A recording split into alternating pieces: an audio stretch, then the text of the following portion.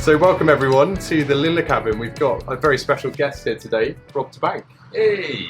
Hey! Ho, ho, ho. So Robbie, tell us, what are we cooking today? It's festive, obviously we've got our Christmas hats on.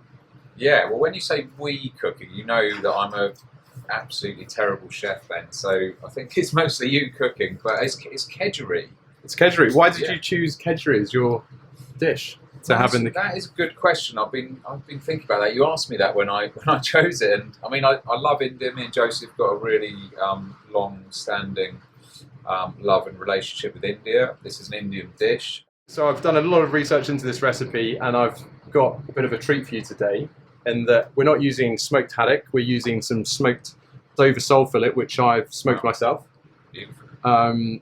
And it would be a bit expensive to use Dover sole fillet usually, but my friend Wayne he's a local fisherman, and he caught some excellent big old Wayne. So yeah, so I've smoked it yesterday, and I've marinated it in some delicious spices, which will put the full recipe up online as well, so you can follow that at home if you want to make it.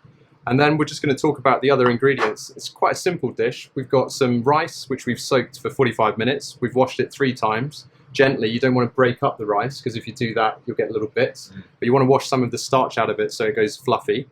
And then you rinse it, you soak it for 45 minutes, and then you just blanch it in boiling hot water for simply 4 minutes. You take it off so it's sort of par cooked. And then it's very similar to how you'd make a biryani. And then we drain the rice off, and then we add that rice to a lovely flavoured bomb that we're going to make with all these lovely ingredients. And you were kind enough to bring along some of your own Garam masala or curry powder. And so where did you get this from, Robbie? Every time we go to India, then we do bring back spices. You know, you walk down a street in your classic Indian town, and there will be, you know, they're not for tourists, it's like full of people out buying their daily food. And I don't think in a lot of India, you know, people don't have larders stocked full of all their stuff. They go out literally every single day and buy all the fresh ingredients. Excellent, Robbie. So we're just going to talk you through the ingredients of what we have. We've got the lovely curry powder that you brought for us. We've got some smoked Malden sea salt, which is really delicious, and it adds a little bit of extra smokiness, as this dish was originally made with smoked haddock. Yeah. So it just gives the Dover sole a little bit of extra smoke, because I have only lightly smoked the Dover. Yeah. Do you like chilli? Love chilli. So we've got just a pinch of dried chilli. We can add a bit more, but we're going to get a bit of heat from the black peppercorns. Yeah.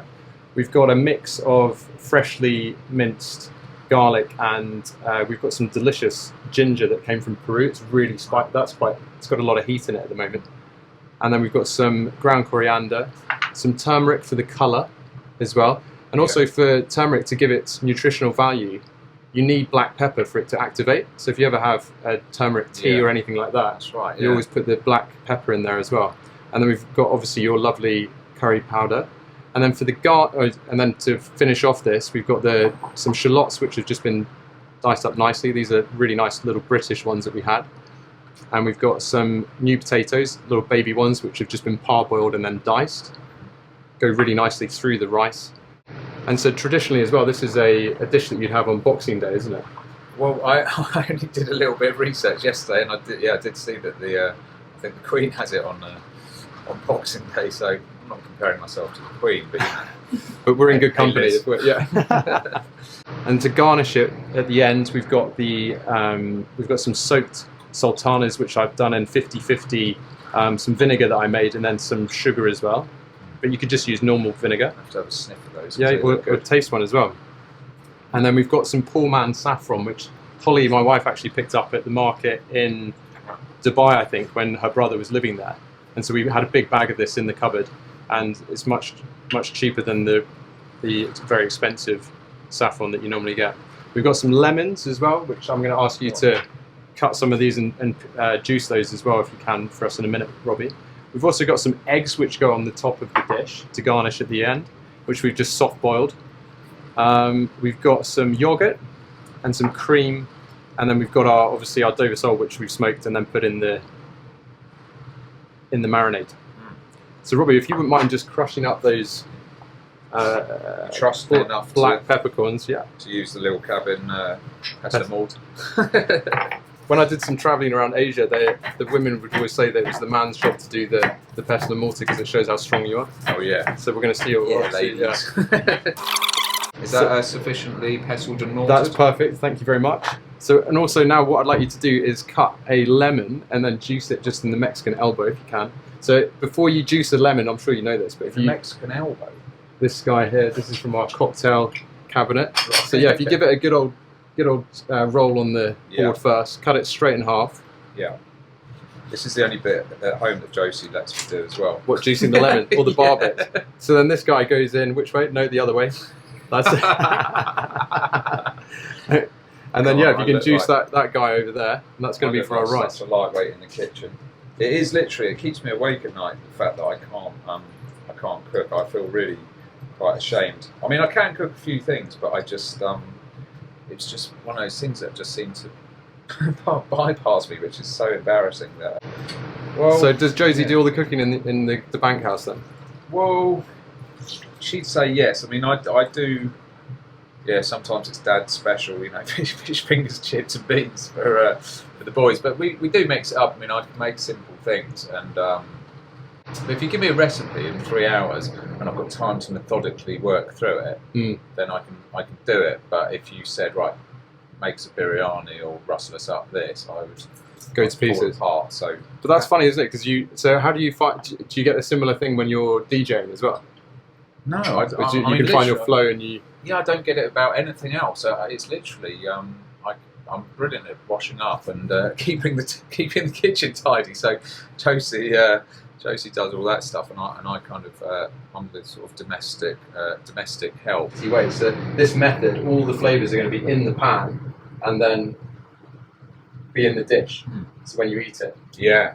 And I think altogether it's got everything that you need out of to feel better after maybe having a heavy Christmas. So we've got some ghee or clarified butter, and we're just going to warm that through in the pan. Right. Now we're going to add in our shallots. And we're okay on the timer, we still haven't gone over the timer yet. Minute and a half. Okay, now we're going to start adding in our spices. So we want to add in the chili as well. And this is going to temper the onions. The salt as well, that's going to draw a bit of moisture out of the onion. We've got our coriander. We're just going to sweat down those onions a little bit just so they go translucent. It really smells lovely, doesn't it? And this is what they call, in India, they call tempering the oil or the butter. So you're getting that nice flavour coming out of the spices that maybe they've just been ground, and then you've got your nice fresh black pepper in the pestle and mortar, which we're going to need. In goes the turmeric. And then we're just going to sweat that down a little bit, just to, like I say, to temper the onion, temper the vegetable, temper the spices, and just soften up the onions. And then we're about to go off. Are we on the timer? Nearly 40 seconds. Yeah. I'm going to add in the pepper to there as well. So just 2 big pinches of the pepper, black pepper, cracked black pepper. Nicely ground there, Robbie. I do, absolutely perfectly ground. And then what I've also always got in my fridge is some pureed garlic and ginger. So it's just one of those jobs that make cooking a curry or any sort of soups much easier if you do a batch of it. So I've always got a little batch of that. Here we go, here's the timer, so we want to get that rice off. We're just going to check it first. Take it off the heat. I'm going to turn this down at the same time, so that's just on a low heat. So you're going to get a grain out of rice on your fingers, and you're just going to squeeze it, and it should be breaking a little bit still. Yeah, see, it's just breaking into like a few pieces. Yeah. So now that's ready now to drain. So if you could drain that for me, Robbie, there's a tea towel there. Yeah. Into one of those. Yeah. Dump it all out. Yeah. We want to stop it cooking now. Okay. That's great. And if we can get it all out, and if not, we've got a spoon you can. There you go. You're good at this, Robbie. Look at him go. Honestly, look at him. What a natural. But then this is the point where I'd start to panic because I'd be like, I've got something on the hob over there. Just take it off. Just take it off while you're doing that. That's totally fine. So we're going to add into here now the potatoes. They've just been parboiled and then peeled and then diced. Yeah. And then the concept now of what we want to do is now layer up the fish in here so it doesn't cook too soon, so it's still nice and tender, but it cooks all the way through. So we're going to roast it in the oven afterwards. Right. And with a biryani, what you would do is just layer the bottom layer with the meat or the vegetables or the fish or whatever you're doing underneath. and then not bring it through. But what I like to do with this is with the Kedgeree, I like to see some of that colour from the fish and the in the rice. Yeah. So we just get that up to the heat. So is this fish caught in the Solent or in the channel, or sort of locally? Yeah, this is local Dover sole fillets. What other fish would be really good? Obviously, smoked haddock is the #1 fish that's normally used in Kedgeree, isn't it? Yeah. I'm really off salmon at the moment because of the farming situation. So I definitely wouldn't put salmon in a Kedgeree. I would do either Huss is a really nice fish. So cool. So we've got a nice base here. Now what we're going to do is add the rice to that, spread it around the top, and if we're going to drag through some of that colour, but not all of it. So you've still got some nice fluffy rice as well. And we're going to add some more of our ghee over to the top of it, and then the saffron water. We want to try and get some down the sides as well, so it doesn't go nice and caramelised. Yeah. With the ghee. We've got the lovely raisins, sorry, the sultanas, the soaked sultanas, and the sort of sweet. So it's kind of adding like a cornmeal type vibe to it. That's going to soak down through the rice as well. Cool. So what we're going to do now is just pop a seal on it. So instead of using the dough, I'm just going to use a foil. Did you know with tin foil, if you do use it, you just put it so that the silver side's facing down? Wow. Not up. Life hacks with Ben. I did not know that. Why is that? It's because of the radiation goes into the fish. We're just going to... I'm 48 years old. I did not know that. In order to get the perfect Kedgeree, after you've sealed the pot, pop into a 180-degree oven for 20 to 25 minutes. Excellent, Robbie. So while the Kedgeree is in the oven, cooking away nicely, we're just going to prepare the garnish, which is really easy. Okay. Can you help me with the eggs? So if you want them soft-boiled, so hard-boiled eggs are obviously about 9-10 minutes, depending on the size. Soft ones, again, we want to have these so that they're still a little bit soft on top of the Kedgeree. I think it's really nice. Yeah. So you get a nice you've one just there. totally nailed 2, and now I'm going to cock up another one.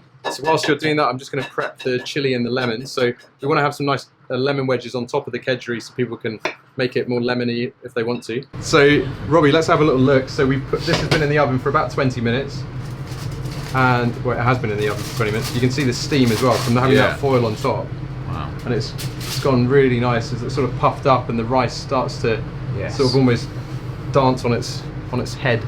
So now what we're going to do is we're just going to dress that with the lemon juice. And you'd need that spoon.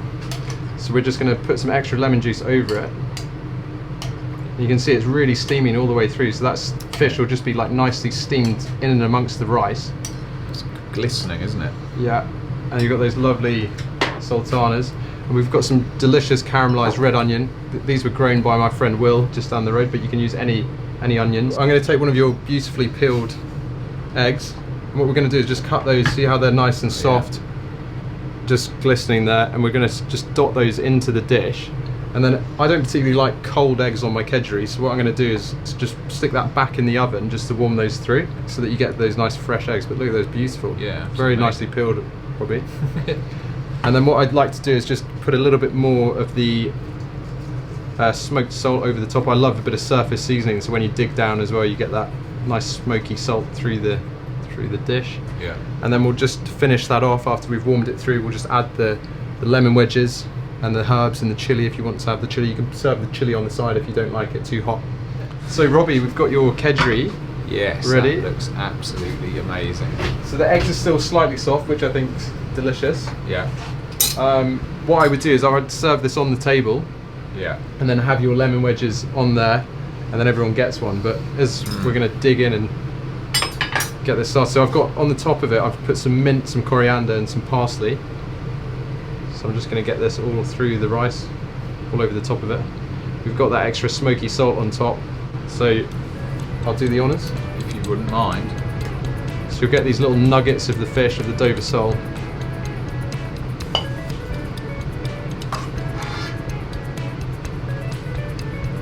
So it's got a bit of softness to it still, but it's still dry. Yeah. So you get those lovely, those potatoes, a bit like that Bombay style.